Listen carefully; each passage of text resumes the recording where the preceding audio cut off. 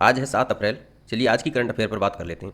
पहला प्रश्न ये है कि हाल ही में निम्नलिखित में से कहाँ पर उष्णकटिबंधीय चक्रवात गमाने की उत्पत्ति हुई है।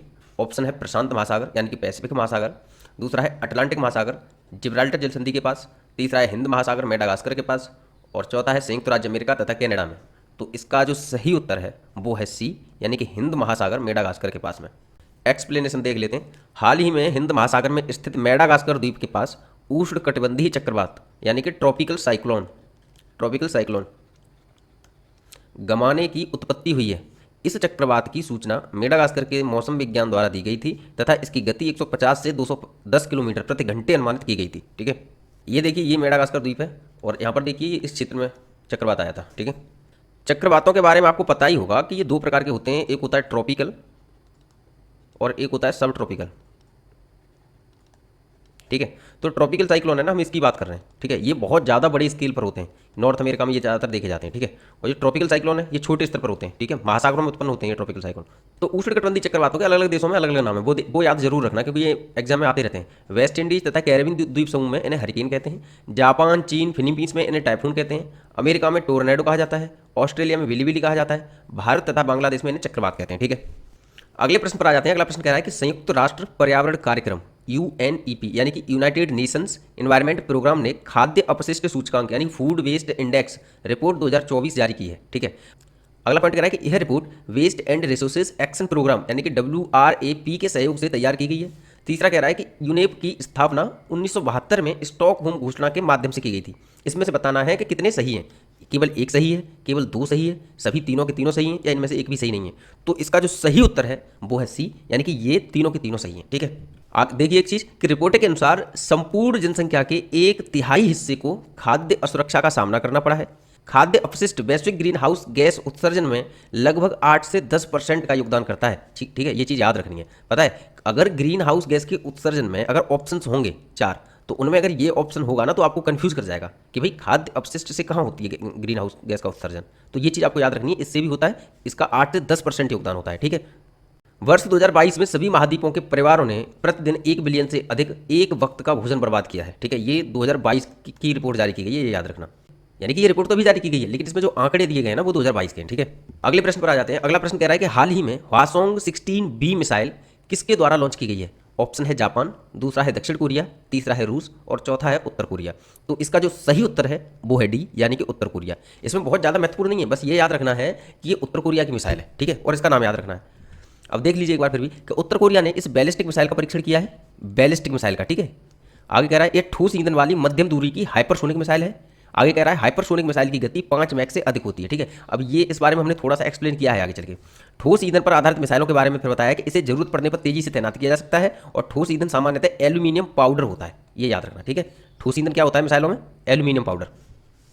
अगर उत्तर कोरिया की लोकेशन देखना चाहो ना तो देखो ये है एशिया। ठीक है, ये एशिया है और ये है भारत, ये चीन है, ये मंगोलिया है, ये जापान है, ये वाला ये छोटे छोटे से द्वीप ये जापान है। ठीक है, अब ये बचा, ये है ऊपर वाला है नॉर्थ कोरिया, नीचे वाला है साउथ कोरिया। ठीक है, अब ये जो लाइन है ना दोनों को डिवाइड करने वाली, यहाँ पर देखिए जैसे ये नॉर्थ कोरिया है और ये साउथ कोरिया है। अब ये जो पैरेलल लाइन है ना इसको कहा जाता है 38वीं पैरेलल लाइन, 38 डिग्री समांतर रेखा। ठीक है, इसको याद रखना, ये एग्जाम में आती रही है। ये अगर कभी आए कि 38 डिग्री समांतर रेखा किसको डिवाइड करती है तो नॉर्थ कोरिया और साउथ कोरिया को, या फिर इस तरीके से आ सकता है कि नॉर्थ कोरिया और साउथ कोरिया को कौन सी रेखा डिवाइड करती है। ठीक है, साथ ही 49वीं समांतर रेखा पता होगा किसको डिवाइड करती है, USA और कनाडा को। ठीक है, आगे बढ़ते हैं। अगला प्रश्न कह रहा है कि जिरकॉन मिसाइल के संदर्भ में सही कथन का चयन करें। फिर कह रहा है यह एक बैलिस्टिक मिसाइल का उदाहरण है। दूसरा कह रहा है इस मिसाइल का प्रक्षेपण रूस द्वारा किया गया है। तीसरा कह रहा है यह ध्वनि से 9 गुना तेजी से एक हाइपरसोनिक मिसाइल का उदाहरण है। इसमें से सही उत्तर का चयन करना है। कह रहा है कि केवल एक सही है, एक और दो सही है, एक दो तीन तीनों सही है, केवल 2 3 सही है। तो इसका जो सही उत्तर होगा वो डी होगा कि केवल 2 3 सही है। वो कैसे, क्योंकि यह एक बैलिस्टिक मिसाइल का नहीं बल्कि क्रूज मिसाइल का उदाहरण है। किसका, जिरकॉन एक क्रूज मिसाइल है, ये याद रखना। ठीक है, अब आपने ना मैक का नाम सुना होगा अक्सर, चाहे वो हम मिसाइल के बारे में बात कर रहे हो या फिर हम किसी लड़ाकू विमान के बारे में बात कर रहे हो, मैक नंबर अक्सर चर्चा में आता है। इसका है क्या मामला, ये किसी भी विमान की गति ध्वनि की तुलना में बताता है। ठीक है, ध्वनि की गति के बारे में आपको पता ही है, अलग अलग माध्यमों में उसकी अलग अलग गति होती है, लेकिन पृथ्वी की जो वायुमंडल है उसमें लगभग 332 मीटर पर सेकंड होती है। ठीक है, तो उसके आधार पर ना मैक नंबर निर्धारित किए गए। ठीक है, इसमें क्या है कि मान के चलो किसी भी मिसाइल का अगर मैक नंबर 0.8 है या 0.8 से कम है तो उसका मतलब क्या हुआ, उसका मतलब ये हुआ कि वो मिसाइल सबसोनिक मिसाइल है। ठीक है। अगर उसका मैक नंबर 0.8 से 1.2 है तो उस मिसाइल को ट्रांससोनिक मिसाइल कहा जाएगा। अगर मैक नंबर 1.2 से 5 तक है तो वह मिसाइल सुपरसोनिक मिसाइल कही जाएगी। अगर मैक नंबर 5 से 10 है तो इसका मतलब वह मिसाइल हाइपरसोनिक मिसाइल कही जाएगी। और हाई हाइपरसोनिक मिसाइल वो कही जाएगी जिसका जो मैक नंबर है वो 10 से 25 के बीच है। इस सारे के सारे मैक नंबर का मतलब ये हुआ कि अगर किसी का मैक नंबर 10 से 25 है, इसका मतलब ये मान के चलिए कि वह उसकी गति 10 से 25 गुना ज़्यादा है ध्वनि की गति से। जैसे हाइपरसोनिक मिसाइल का मान के चलिए, किसी हाइपरसोनिक जैसे जिरकॉन मिसाइल है, इसका उदाहरण लेते हैं। अगर इसकी गति 9 मैक है, इसका मतलब ये हो गया कि ये मिसाइल ध्वनि से 9 गुना तेज दौड़ती है। समझ में आया? अब आ जाते हैं अगले प्रश्न की ओर। अगला प्रश्न कह रहा है कि भारतीय डाक विभाग ने हाल ही में अंटार्कटिका में अपनी नई शाखा खोली है। यह शाखा किस भारतीय स्टेशन पर खोली गई है? ऑप्शन है दक्षिण गंगोत्री, दूसरा है मैत्री, तीसरा है भारती और चौथा है इनमें से कोई नहीं। तो इसका जो सही उत्तर है वो है सी, यानी कि भारती। देख लीजिए, भारतीय डाक विभाग ने अंटार्कटिका में डाकघर की एक नई शाखा खोली है। यह अंटार्कटिका में भारत का तीसरा डाकघर है। इसे भारतीय स्टेशन पर खोला गया है। अंटार्कटिका में भारत का पहला डाकघर 1984 में दक्षिण गंगोत्री में स्थापित किया गया था। दक्षिण गंगोत्री अंटार्कटिका में स्थित भारत का पहला वैज्ञानिक बेस स्टेशन था। अंटार्कटिका में भारत का दूसरा डाकघर 1990 में मैत्री अनुसंधान केंद्र में स्थापित किया गया था। इंडियन नेवी के मौसम विज्ञान लेफ्टिनेंट रामचरण 1960 में एक ऑस्ट्रेलियाई ध्रुवीय अभियान के साथ अंटार्कटिका जाने वाले पहले भारतीय थे। ये याद रखना, ठीक है। अब अंटार्कटिका में ना बेस स्टेशन की बात आती है तो हमने थोड़ी सी एक लिस्ट बनाई है, ठीक है। वो भी देख लीजिए, सारे बेस स्टेशन को देख लीजिए कि अंटार्कटिका में जो अनुसंधान केंद्र है भारत के, वो पहला दक्षिण गंगोत्री था। इसको 1983 में बनाया गया था, ठीक है। इसका नाम दक्षिण गंगोत्री रखा। और फिर कह रहा है कि दक्षिण गंगोत्री का आधा भाग बर्फ के नीचे दबने के कारण 1990 में सेवा मुक्त कर दिया गया, ठीक है। ये याद रखना है, ये याद रखना है, ठीक है, क्योंकि इंपॉर्टेंट है, ये एग्जाम में आता है। दूसरा है मैत्री। मैत्री 1989 में शिरमाकर ओएसिस पर स्थापित किया गया है। शिरमाकर ओएसिस एक स्थान है, कहाँ पर? अंटार्कटिका में। भारत ने इस स्टेशन को मीठे पानी की झील मैत्री, जिसे प्रियदर्शनी झील के नाम से भी जाना जाता है, के करीब बनाया है, ठीक है।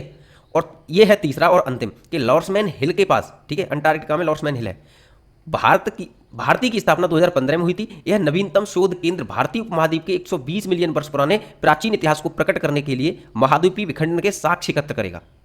अब चलते हैं अगले प्रश्न पर। अगला प्रश्न कह रहा है कि हाल ही में भारतीय नौसेना द्वारा सागर कवच नामक एक तटीय सुरक्षा अभ्यास निम्नलिखित में से किस स्थान पर आयोजित किया गया है? ऑप्शन है अंडमान और निकोबार द्वीप समूह, दूसरा है कच्छ के रण में, तीसरा है खंबात की खाड़ी और चौथा है लक्षद्वीप द्वीप समूह पर। तो इसका जो सही उत्तर है वो है डी, यानी कि लक्षद्वीप द्वीप समूह पर। भारतीय नौसेना द्वारा लक्षद्वीप में सभी समुद्री सुरक्षा एजेंसियों को शामिल करते हुए तटीय सुरक्षा अभ्यास सागर कवच आयोजित किया गया है, ठीक है, याद रखना। ऐसे भी आ सकता है कि बंगाल की खाड़ी में आयोजित किया गया है या अरब सागर में, तो आंसर क्या होगा उसका? अरब सागर में, ठीक है। अगले प्रश्न पर आ जाते हैं। अगला प्रश्न कह रहा है कि 15वें CIDC पुरस्कार 2024 से किसे सम्मानित किया गया है? तो इसका उत्तर क्या होगा? Adani green, Reliance industry, Airtel group या SJVN लिमिटेड। तो इसका जो सही उत्तर है वो है डी, यानी कि SJVN लिमिटेड। ये वन लाइनर टाइप के प्रश्न है, ये याद रखना, ठीक है। इनकी एक्सप्लेनेशन जोड़ना जरूरी नहीं है, इन्हें ऐसा का ऐसा एज इट इज याद कर लो, ठीक है। अगला प्रश्न है कि किस भारतीय महिला हॉकी खिलाड़ी को प्लेयर ऑफ द ईयर 2023 का बलवीर सिंह सीनियर पुरस्कार प्रदान किया गया है? ऑप्शन है सलीमा टेटे, PV सिंधु, मनिका बत्रा या सुतीर्था मुखर्जी। तो इसका जो सही उत्तर है वो क्या है? ए, यानी कि सलीमा टेटे। अगला प्रश्न है कि किस राज्य के काठिया गेहूं को हाल ही में GI टैग प्रदान किया गया है? ऑप्शन है असम, दूसरा है उत्तर प्रदेश, तीसरा है पंजाब और चौथा है हरियाणा। तो इसका जो सही उत्तर है वो है बी, यानी कि उत्तर प्रदेश। हाल ही में किस देश की मांजुली पांडुलिपि पेंटिंग को भौगोलिक संकेत यानी कि GI टैग प्रदान किया गया है? ऑप्शन है असम, दूसरा है मणिपुर, तीसरा है नागालैंड और चौथा है मिजोरम। तो इसका जो सही उत्तर है वो आपको बताना है, मुझे नहीं बताना ये, ठीक है। इसका सही उत्तर बताना है आपको, क्योंकि ये क्वेश्चन ऑफ द डे है।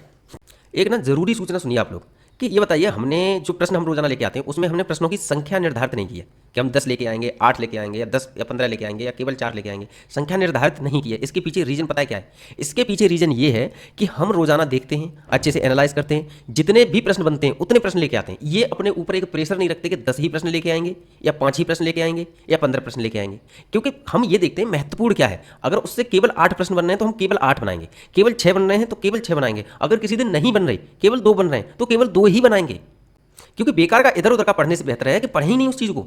दूसरी लास्ट एंड फाइनल बात कि आप ट्रस्ट करिए, ये विश्वास मान के चलिए कि करंट अफेयर का प्रश्न मैंने 90% प्लस की बात कही है यूपीपीसीएस और यूपीपीएससी आरओ में, ठीक है। 90% प्लस की बात कही है करंट अफेयर की, 90% प्लस क्वेश्चन। लेकिन याद रखना, इनमें से जो प्रश्न आएंगे उनमें से 1 या 2 क्वेश्चन मुश्किल से बाहर जाएंगे, अदरवाइज हमारी क्लासेस से एक भी प्रश्न बाहर नहीं जाएगा करंट अफेयर का, ये याद रखिएगा आप लोग। तो आप लोग क्या सोच रहे हैं, हम यहाँ रुकने वाले हैं नहीं असल में। एग्जाम से पहले जब आई दृष्टि आएगी, एग्जाम से पहले जब आई दृष्टि और घटनासार जब आएगी ना, घटनासार, तो उसका एक काम करेंगे कि आई दृष्टि और घटनासार को हम यहाँ पर रोजाना आपको पढ़ाएंगे अच्छे से और उसके टेस्ट भी कंडक्ट कराएंगे, ये याद रखना, ठीक है। इस तरीके से रटवा देंगे आई दृष्टि और घटनासार भी, आपने चाहे कभी भी पढ़ी हो, किसी भी साल पढ़ी हो, लेकिन इस तरह से नहीं पढ़ी होगी। और सबसे कमाल की बात यह है कि आई दृष्टि और घटनासार के 90% से ज़्यादा प्रश्न आपको पहले से आ रहे होंगे, क्योंकि हम पहले से ही कंप्लीट करके चल रहे हैं।